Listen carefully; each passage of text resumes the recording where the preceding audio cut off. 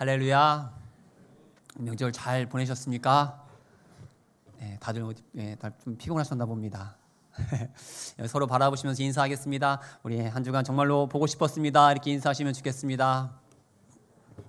예, 옆에 분들은 보통 아는 분들이기 때문에 뒷분이나 앞에 분 인사하면 좋을 것 같습니다. 그렇죠? 예, 우리 서로 뒤나 앞을 바라보시 다시 한번 인사하겠습니다. 참 잘하셨습니다. 이렇게 인사하시죠. 네, 맞습니다. 감사합니다. 아이고, 예, 오늘 또 우리 성가대 찬양, 그렇죠? 우리는 주 안에 한 가족이라는 너무 귀한 고백해 주셨는데 맞습니다. 서로 우리가 한 가족임을 기억해서 늘 서로 보고 싶어하고 아끼는 우리 공체가 될 수 있기를 축복합니다.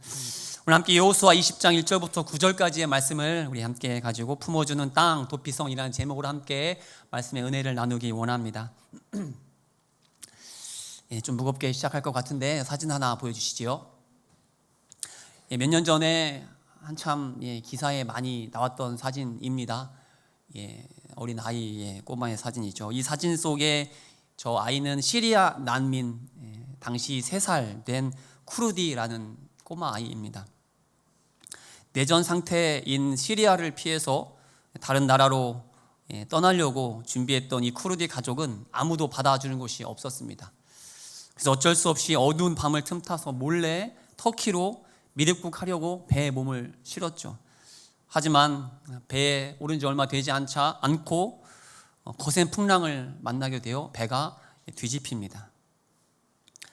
엄마 그리고 5살 형과 함께 저 사진처럼 해변가에서 숨진 채 발견이 된 것이죠. 나중에 간신히 아빠만 구조되었다고 합니다. 이런 3살 쿠르디의 안타까운 소식을 전했던 한 기사의 제목이 저의 마음을 참 아프게 했습니다. 기사의 제목이 이랬습니다. 3살 아이를 받아준 곳 천국밖에 없었다. 이 세상 어디에도 저 아이를 받아줄 곳이 없었다는 이 기사의 제목이 참 마음 아프지 않습니까? 혹시 TT존이라고 들어보셨습니까? TT존? SK텔레콤 여기 아니고요. 경기도 화성시에서 처음 만들어진 곳이라고 합니다. 사진에서 보는 것처럼 울고 싶은데 마음껏 울만한 장소가 없는 사람들을 위해서 마음 편히 울 수 있도록 마련된 곳이 바로 TT존이라는 것이죠. 의외로 남성 이용자가 많다고 합니다. 조영기 집사님 편히 가시면 됩니다. 또 미국의 한 회사에서는 커들리스트 서비스라고 해서 안아주는 서비스를 시작했다고 합니다. 안아주는 서비스. 그냥 아무것도 하지 않고 그냥 안아주는 것이 전부인 서비스입니다. 무려 이 서비스를 받기 위해서는 시간당 얼마를 내야 할 것 같습니까? 시간당 9만 원을 내고 이 서비스를, 그런데도 불구하고 이 서비스 역시 의외로 찾는 자들이 많다고 합니다. 그렇다면 왜 마음껏 울 수 있는 TT존이 생기고 또 왜 돈을 받고 안아주는 서비스를 해주는 회사가 생겼을까요? 마찬가지로 있는 그대로를 받아주는 곳, 이해해주는 곳, 품어주는 곳, 그래서 마음 편히 쉴 수 있는 곳이 없는 현실이 단지 3살 아이를 받아준 곳이 천국밖에 없었다는 저 시리아 난민 쿠르디에게 처한 현실일 뿐만 아니라 오늘날 우리에게도 처한 현실이기 때문 아닐까요? 오늘 우리가 봉독한 본문은 도피성에 관한 말씀입니다. 본문에서 하나님께서는 부지 중에 살인을 저지른 자가 도피할 수 있는 곳을 지정하라 명령하십니다. 그런데 이 말씀을 그냥 읽으면 아무 생각 없이 그냥 보면 우리와 전혀 상관없는 이야기처럼 보입니다. 왜냐하면 살인은 언제나 우리와는 너무나 거리가 먼 이야기이기 때문이죠. 그렇지 않습니까? 하지만 오늘 본문의 도피성은 결코 살인자만을 위한 것이 아닙니다. 사회에서 도저히 용납할 수 없는 죄를 저지른 자에게만 필요한 곳이 도피성이 아닙니다. 우선 도피성을 영어로 보면 이렇습니다. City of Refuge. 해석하면 피난처 또는 안식처라는 뜻이죠.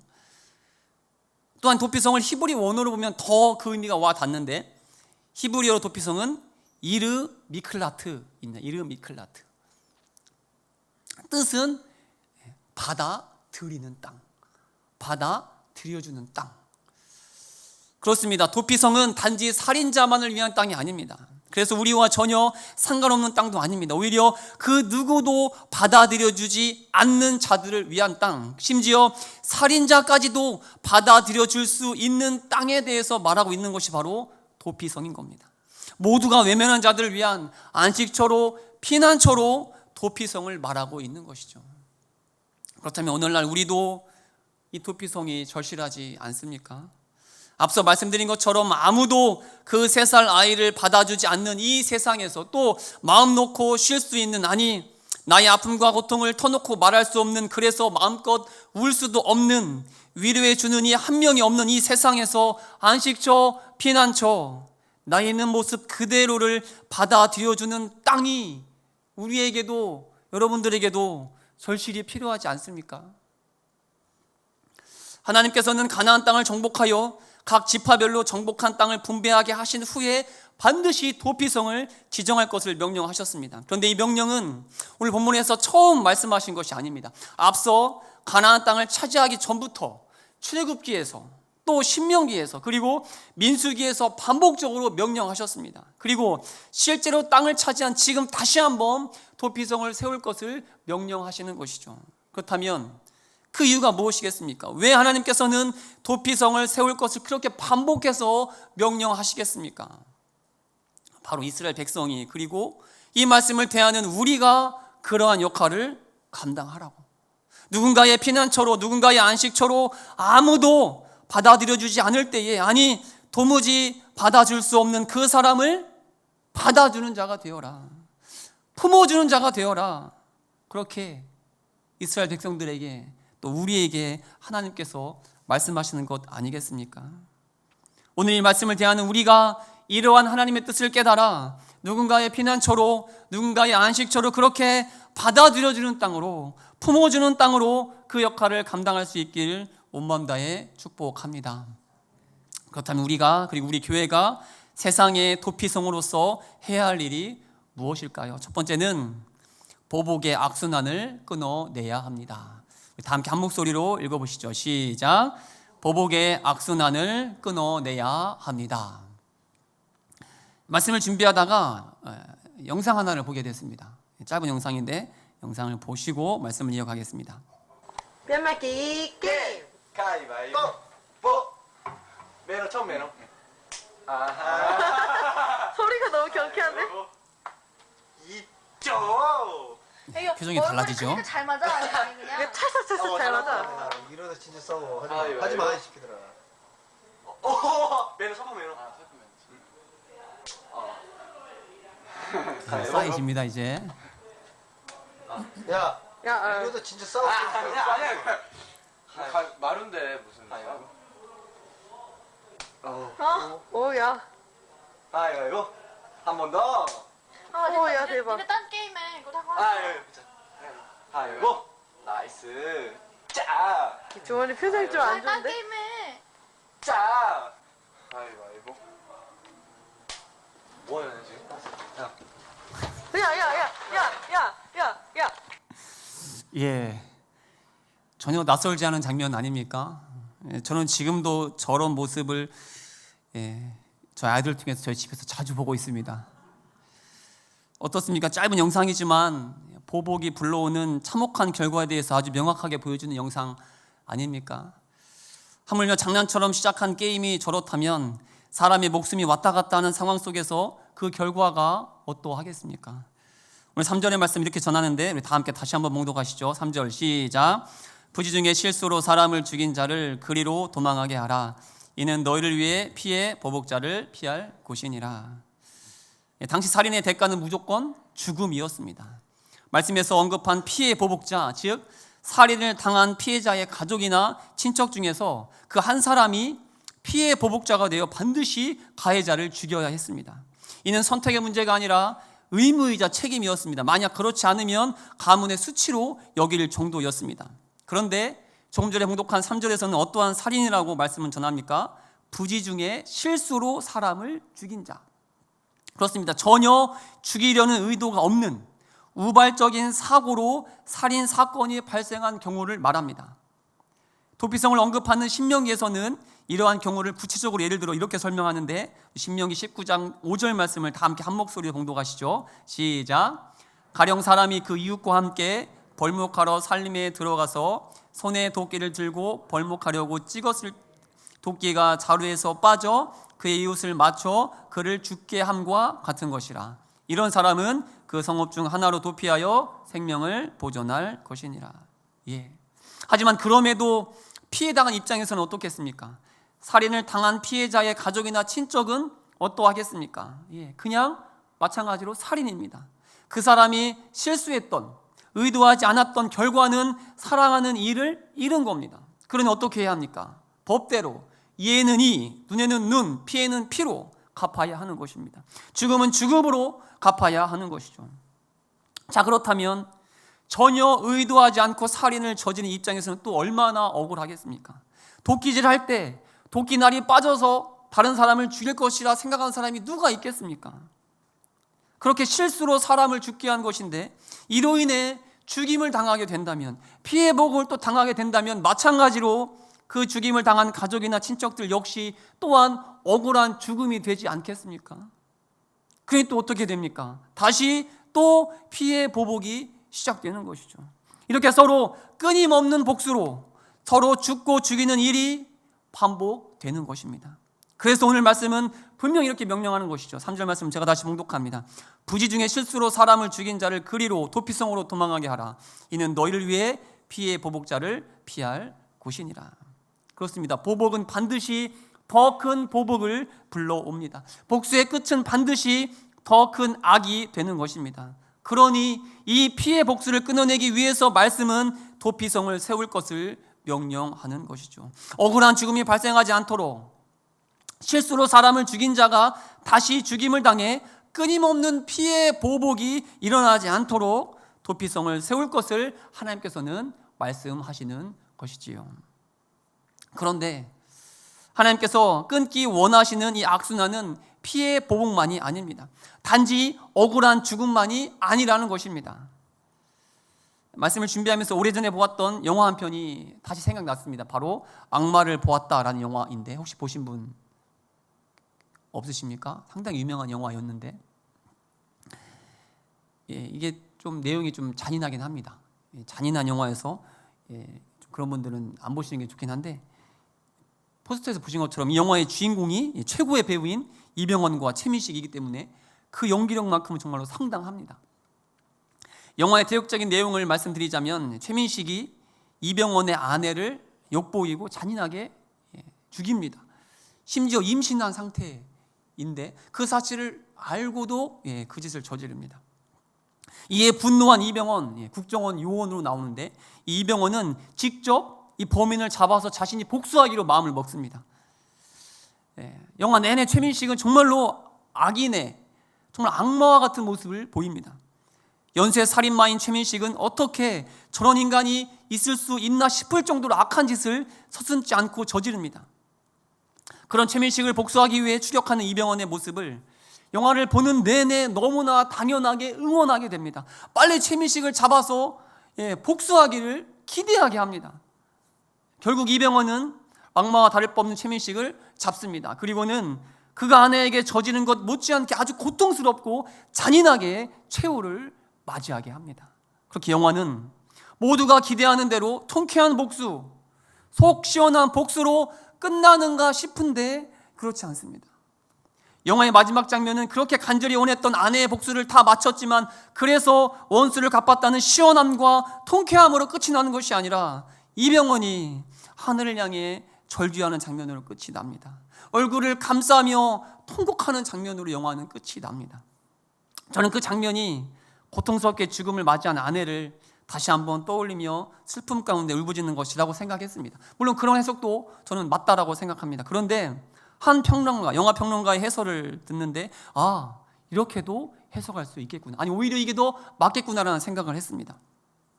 바로 악마 같은 최민식을 복수하기 위하여 결국 자신도 악마가 되어버린 그 고통을 표현한 것이 바로 마지막 장면에서의 이병헌의 절규였다는 것이죠. 그의 울부짖음이었다는 것이죠. 그래서 이 영화의 제목 악마를 보았다가 자신의 아내를 죽인 악마 같은 최민식을 가리키는 것일 뿐만 아니라 이를 복수하기 위해 결국 악마가 되어버린 이병헌 자신을 가리키는 의미로 사용되었다라고 해설을 하는 것을 보았습니다. 충분히 저는 이것도 납득이 되었습니다. 오늘 본문을 묵상하며 우리가 한 가지 놓치지 말아야 할 표현이 있습니다. 바로 2절의 말씀인데 2절 말씀 다 함께 한 목소리에 봉독하시죠. 시작.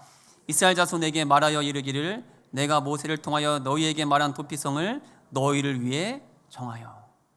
그렇습니다. 도피성은 누구를 위한 겁니까? 단지 부지 중에 살인을 저지르는 자만을 위한 것이 아닙니다. 말씀을 보면 도피성은 너희를 위한 것이다 라고 말씀은 전합니다. 너희를 위한 것이다. 즉 우리 모두를 위한 도피성이라는 것이죠. 바로 무고한 생명이 죽임을 당하는 것을 막기 위한 것일 뿐만 아니라 피해 보복을 실행하기 위해서 또 다른 누군가가 살인자의 자리에 서는 것을 막기 위한 것이 바로 이 도피성이다라는 사실입니다. 그렇습니다. 도피성을 통해 궁극적으로 끊어내야 할 악순환은 내가 피해 보복자의 자리에 서지 않는 겁니다. 영화 악마를 보았다처럼 복수를 위해 결국 내가 악마가 되는 그 증오를, 그 미움을 끊어내라. 하나님께서 도피성을 통해 말씀하시는 것이죠. 그렇습니다. 우리 하나님께서 도피성을 세워 악을 악으로 갚는 그 일을 멈추라 말씀하십니다. 뿐만 아니라 악을 악으로 갚기 위하여 결국 내가 악마가 되는 그 일을 멈추라 또한 말씀하시는 것이죠. 내 안의 미움을, 내 안의 증오를 끊어내어야 한다. 이 말씀을 우리에게 하고 있는 겁니다. 오늘 이 말씀에, 이 하나님의 권면에 아멘으로 응답하는 우리 모두가 될 수 있길 축복합니다. 그럴 때 우리가, 그리고 우리 교회가 세상 속에서 도피성으로서, 그리고 누군가의 피난처, 안식처로서 그 역할을 온전히 감당해낼 줄 믿습니다. 우리 교회가 세상의 도피성으로서 해야 할 일은 무엇일까요? 두 번째는 은혜의 선순환을 이어가야 합니다. 다 함께 읽어보시죠. 시작.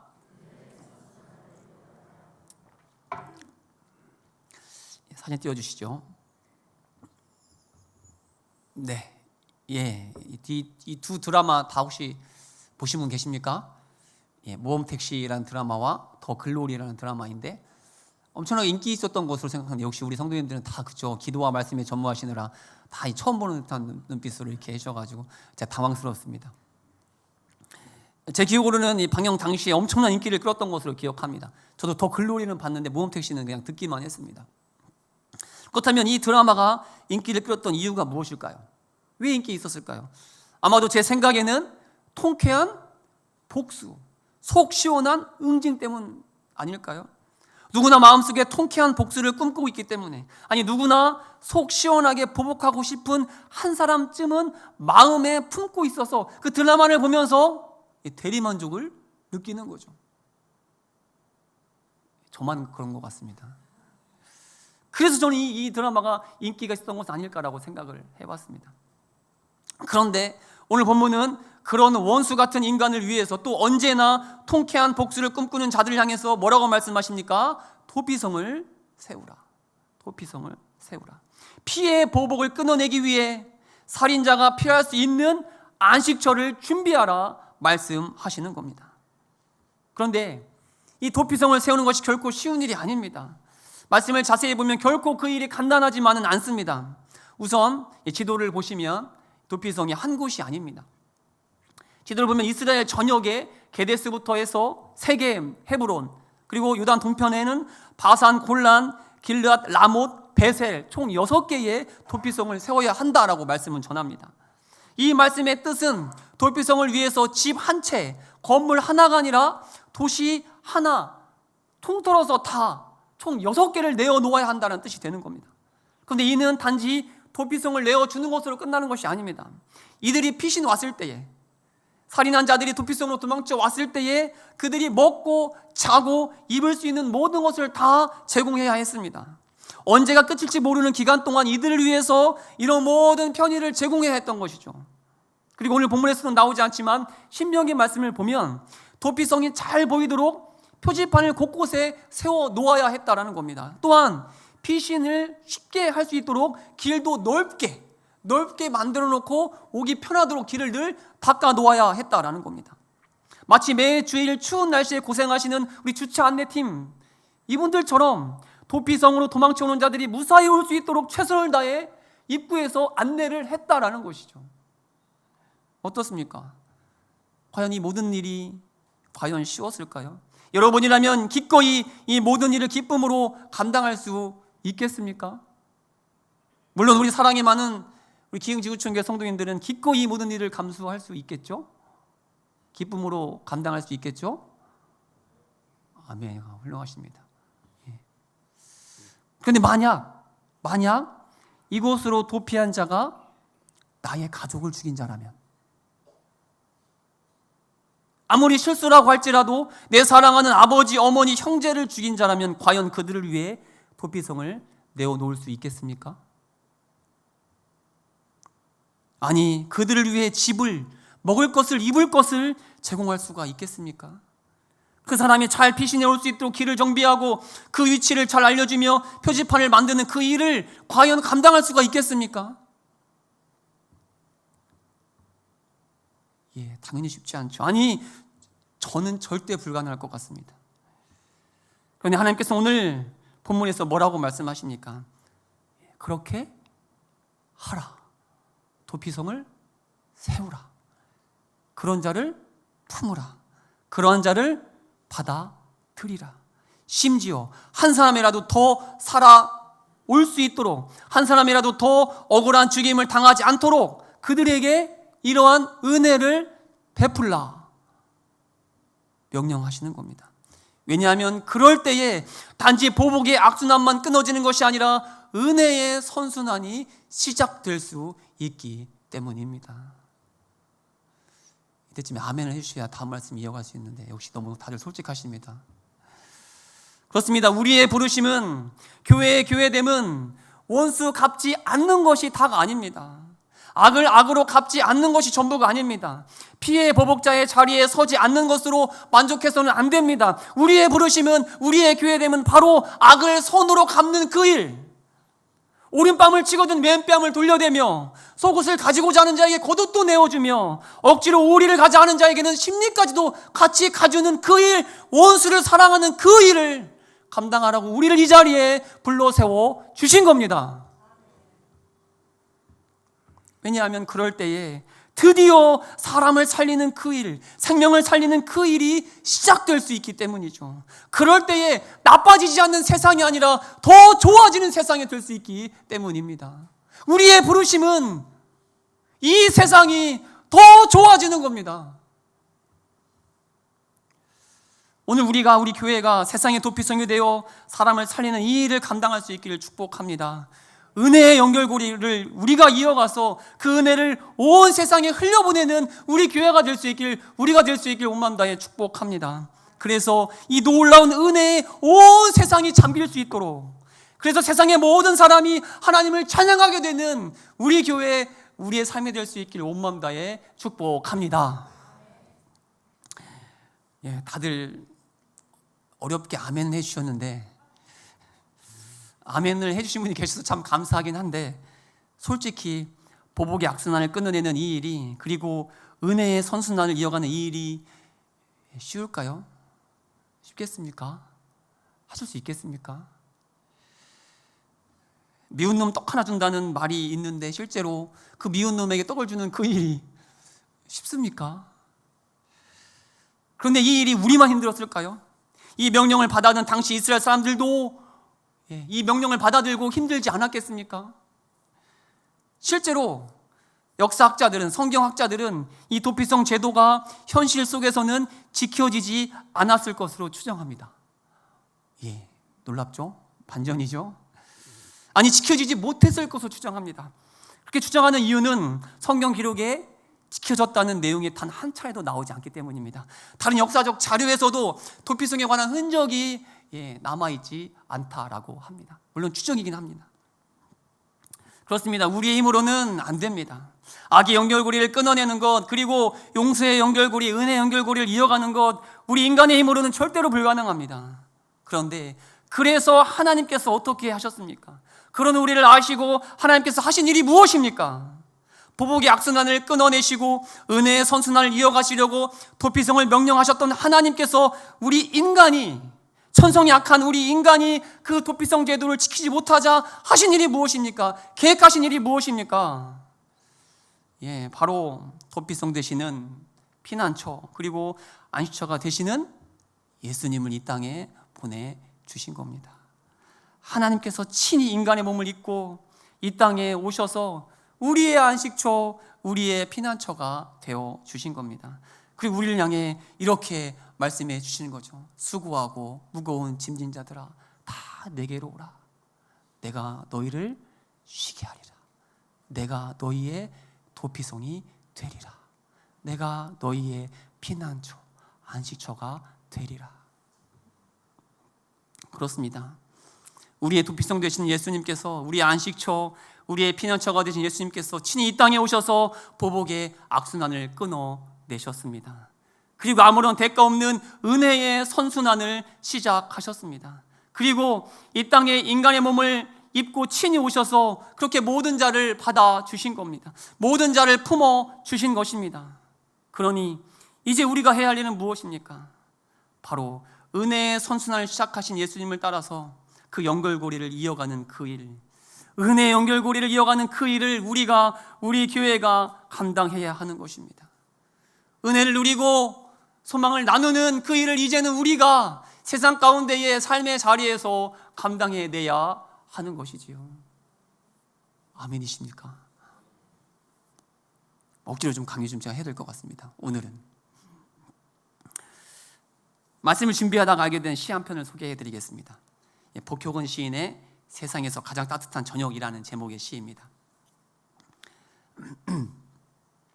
어둠이 한기처럼 스며들고 뱃속에 붕어 새끼 두어 마리 요동을 칠 때 학교 앞 버스 정류장을 지나는데 먼저 와 기다리던 선재가 내가 맨 책가방 지퍼가 열렸다며 닫아주었다.